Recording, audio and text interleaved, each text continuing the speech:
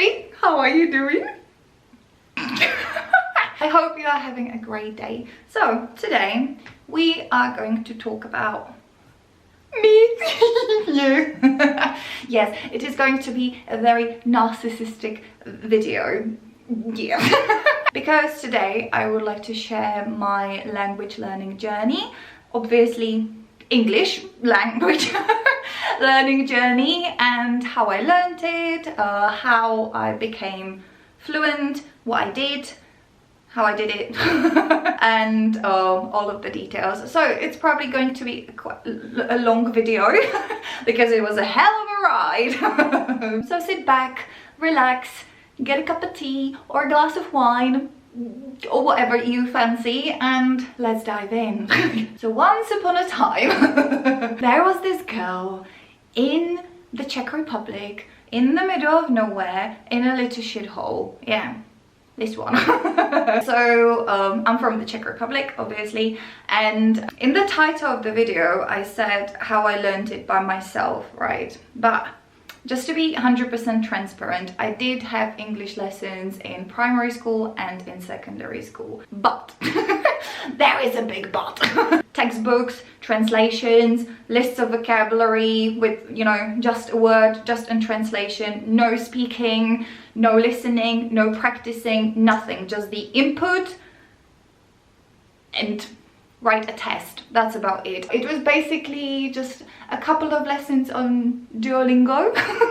Yeah, like seriously, like at the end of the secondary school I was able to say, this is a house, this is a cat, my mum is a gardener, she's got brown hair and brown eyes. That was about it. I was not able to speak, I didn't understand, and there were no lessons of conversation.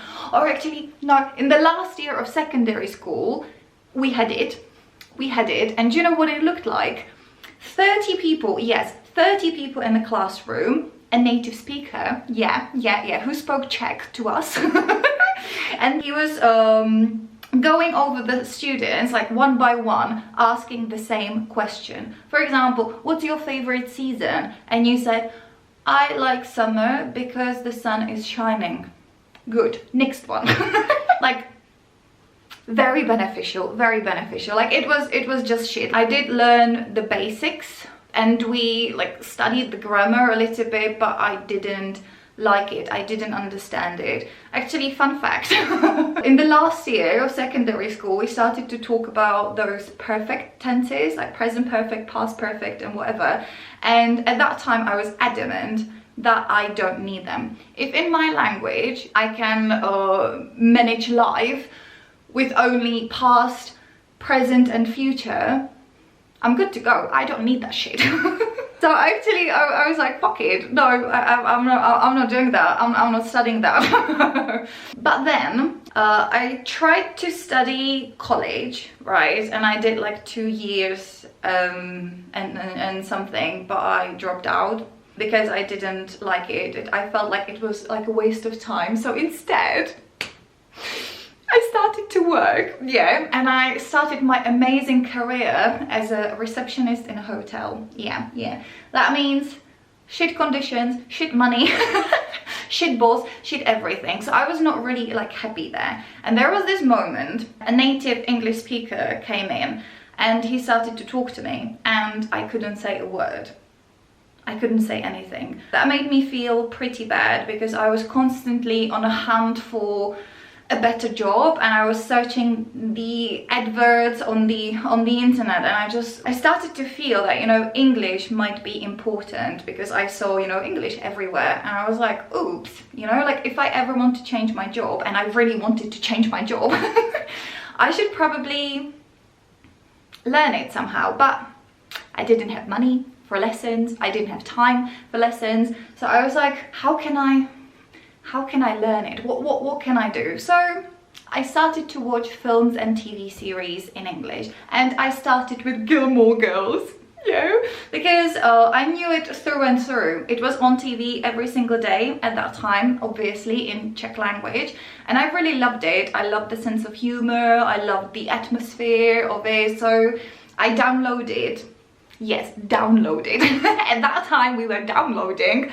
First I watched it with Czech subtitles, then I couldn't find any of those episodes, so I had to download it with English subtitles, and some episodes were without subtitles. I didn't understand shit. But I really wanted to watch it, and I somehow, like, I knew the context, I knew the scenes, I knew what they were like saying, so it was, I kind of understood like something. When there was something that I didn't understand, I was going like over it like again and again and again and again, and then I somehow like was able to understand bits, right? And I was doing it every single evening. Yeah, I was on my bunk bed. I was on the top bunk bed. My brother was playing computer games and I was watching the TV series in the evening. And I also downloaded some films with my favorite actors, like, I don't know, Brad Pitt. At the time, yeah, I had a crush on him. And I was watching something for like a year. Yeah, every single evening for like 3 hours. Yeah, before I went to bed. So it was pretty intense. I changed my jobs and I started another amazing career in a restaurant as a waitress. Yeah, wonderful job. I've got nothing against the job. I'm just really angry that the conditions for people working in this industry are just so shit. Then there was a night of my life. I think that was actually like the most important moment that, you know, like started everything. Because there was this American native speaker who lived in my hometown at that time, and after our shift we were having some drinks and we were just chatting and stuff, and with some people he was like speaking English, and I really wanted to talk to him. So like we were sitting at the table and we were like getting closer and closer, and then we ended up next to each other and I was like, hi. And we spoke English, and something magical happened because I was able to speak. It was not perfect, it was really clumsy, but I was like saying things. And also that moment, like I was saying like phrases, like random things that I didn't know what they meant at that time, but when I googled it I was like, oh my god, it makes sense. How did I get it? And it was because I studied English naturally by just like listening to people. Like a lot of people underestimate this method when you are just listening just like a baby. Like, you know, like this is the way we learned our native language. We were just listening to our parents and copying everything, and our brain can do it even now when you are 20, 30, 50, 60. Like our brain can still do it. So you don't have to study English the hard way. You can do it in a chilled way, and you can just listen to people as much as you can. And I was doing that, and I was able to like hold the conversation. And this guy, he was like, oh my god, Christina, your English is amazing. You are better than all of my students. You are even better than some of the teachers. Like your English is wonderful. Like, where did you study? How did you study? And until this day, I don't know if he was saying it because he wanted to seduce me. It doesn't really matter, because like the feeling that I had was like so precious and so important. I was like, am I really good? Like mainly it felt good. I just felt like, you know, I became a new person. I was like, new Christina was born. In that moment, because I genuinely like fell in love. I fell in love with talking to people in English. And also in the restaurant we had to provide some trainings for the newbies, because, you know, in this industry like people come in and out and it's constant. And some of them, they came up to me and they were like, I really love, you know, having these training sessions with you, because you are very chilled, it's fun, you don't get mad at me when I make a mistake. Like it's just, you know, they just liked me teaching them things.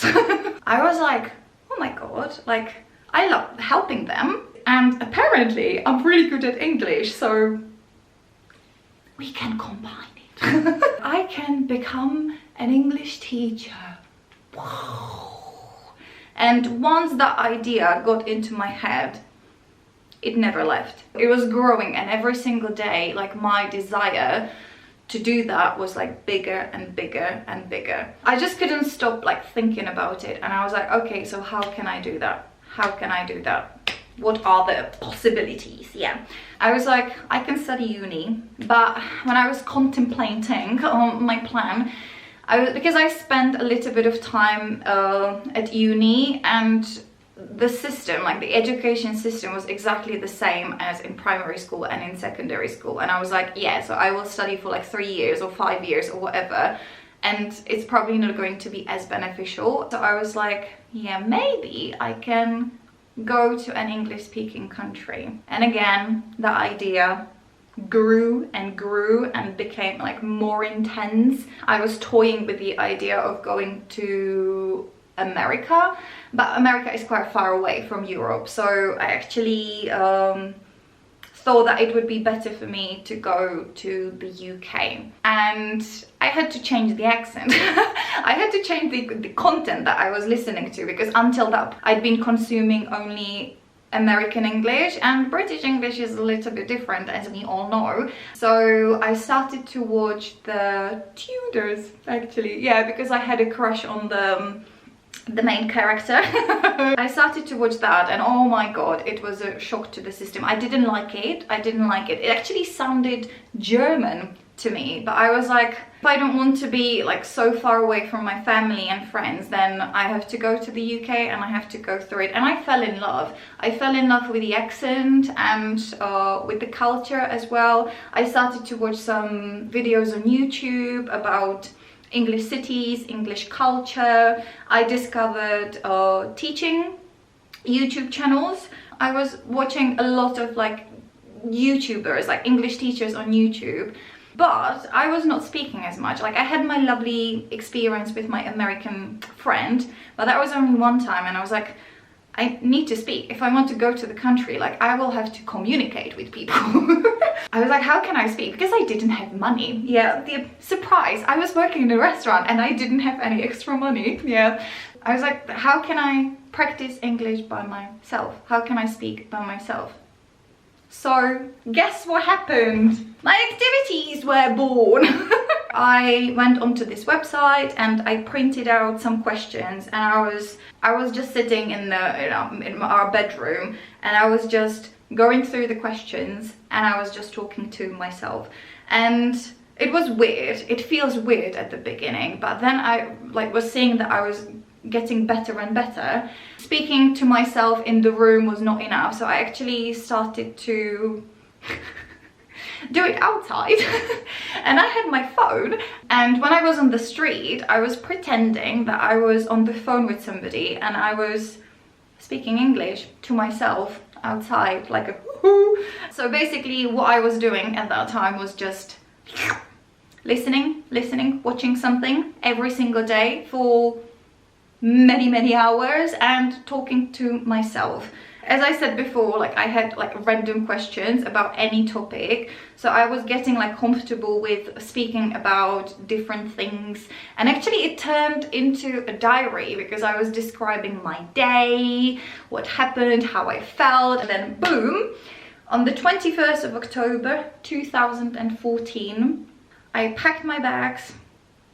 I took the plane for the first time in my life. I moved to Brighton, which is in the south of England, because I heard somewhere that, you know, the accent in the south of England is quite neutral, because if you go like up north, like, you don't have a chance to understand. So I chose the most southern city, and I wanted to be at the seaside as well, so I chose Brighton. And something very interesting happened, right? I found a job in a restaurant, the Lion and Lobster.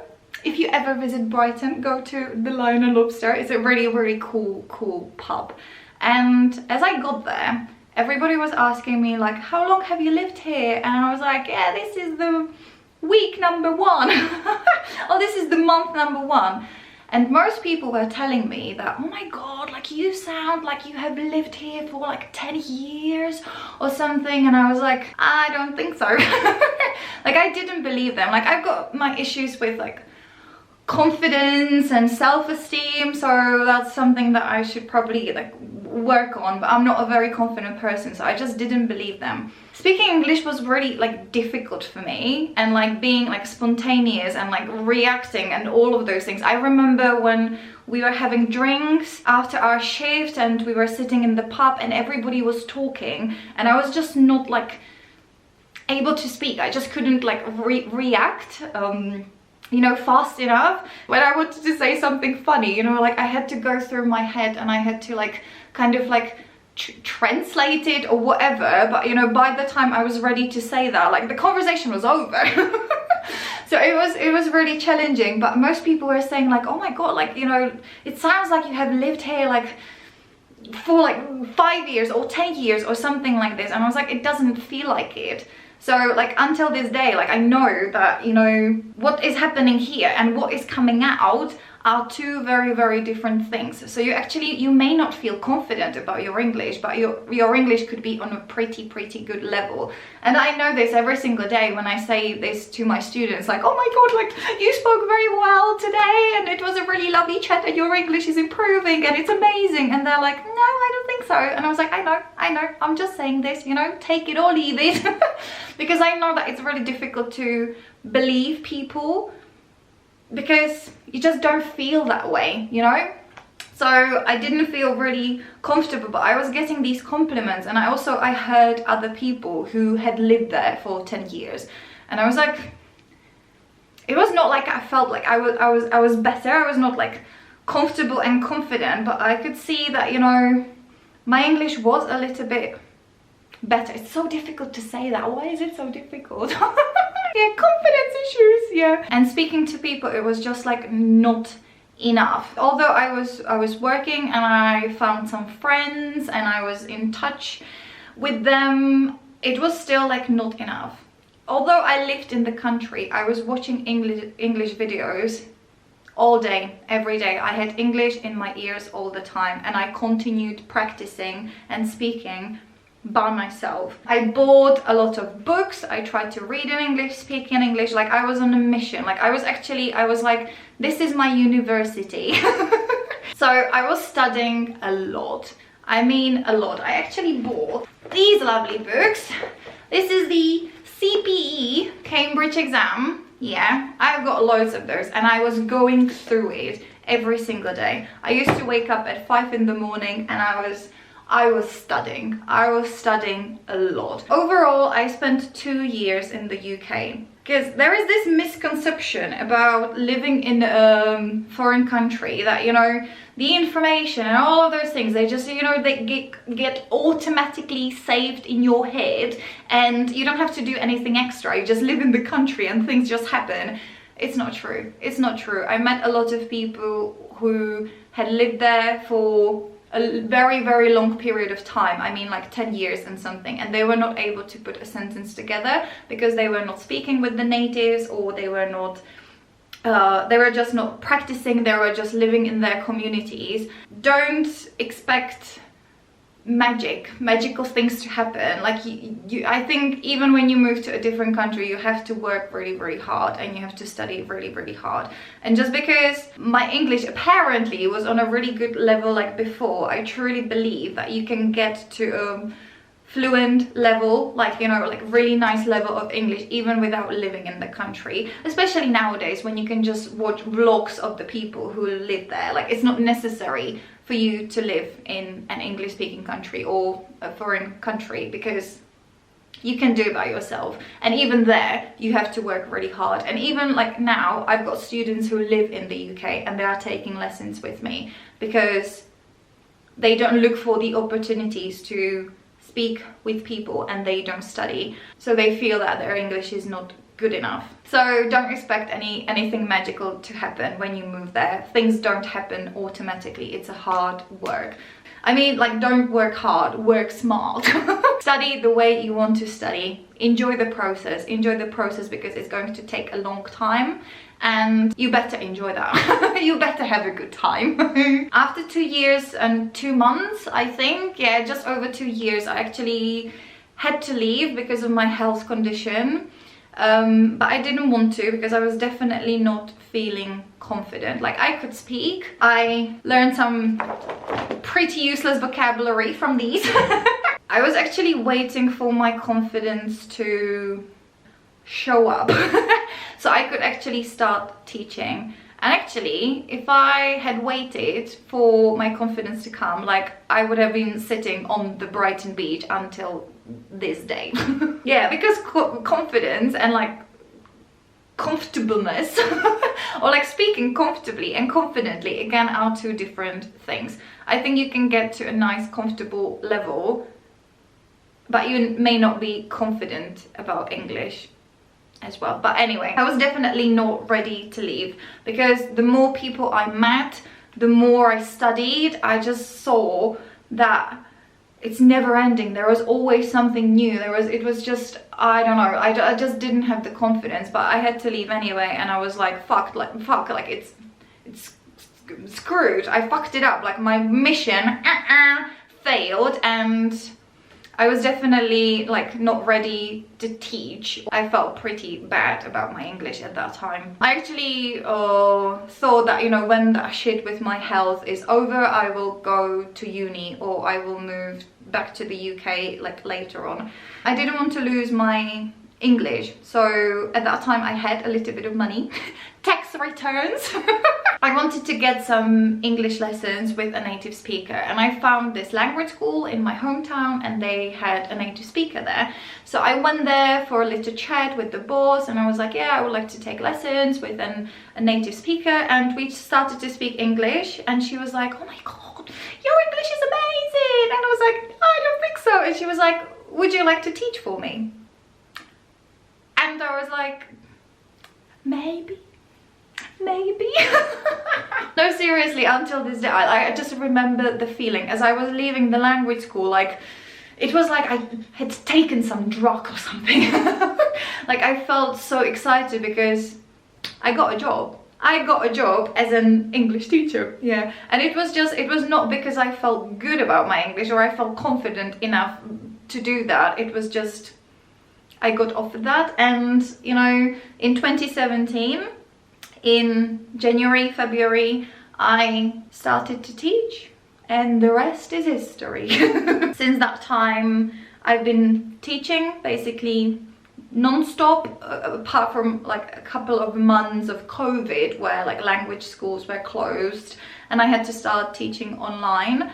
But since that time, I do speak with people in English every single day. And guess what we are doing in the lessons?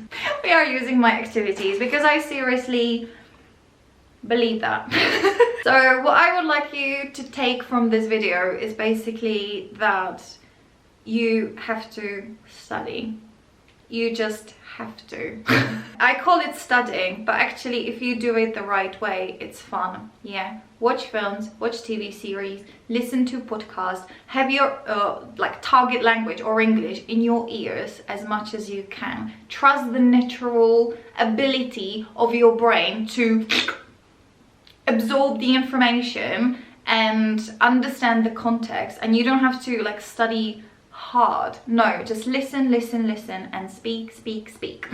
If you also, like me, you know, you can't afford taking that many English lessons throughout the week, watch my videos. Yeah, I'm gonna plug myself here.